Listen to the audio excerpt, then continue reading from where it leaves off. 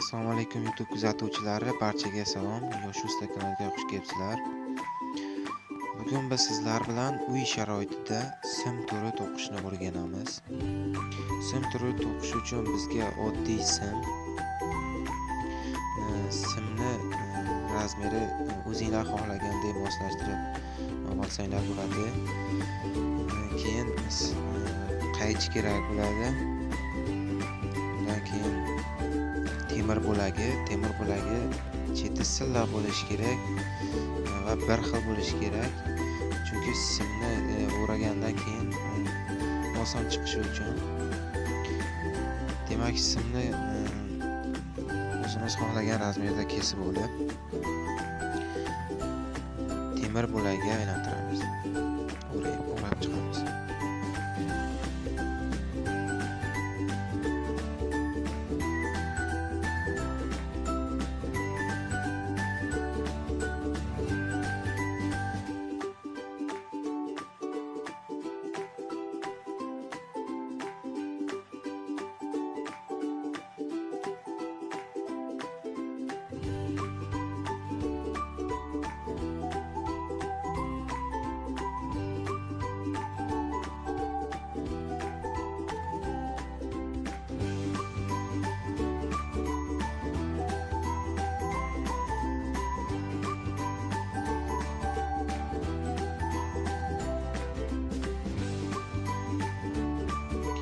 Aziz do'stlar, simlarni tayyorlab olgandan keyin xuddi prujinaga o'xshagan spiral shaklida aylantirib, uni ikkalasini birlashtirish kerak bo'ladi. Shunda sim turi tayyor bo'ladi.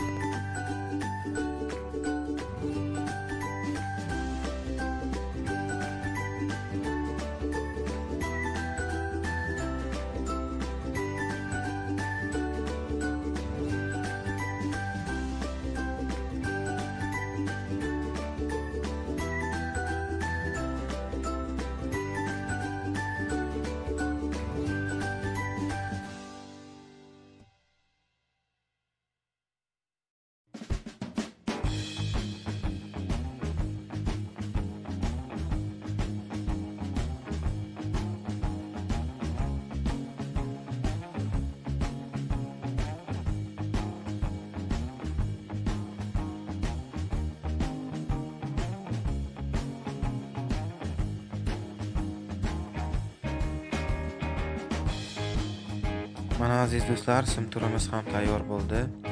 Aziz do'stlar, video yoqqan bo'lsa like bosing, kanalimizga obuna bo'lishni unutmang. Sizlar bilan Yosh Usta Jamshidbek bo'ldi. E'tiboringiz uchun rahmat. Xayr, salomat bo'ling.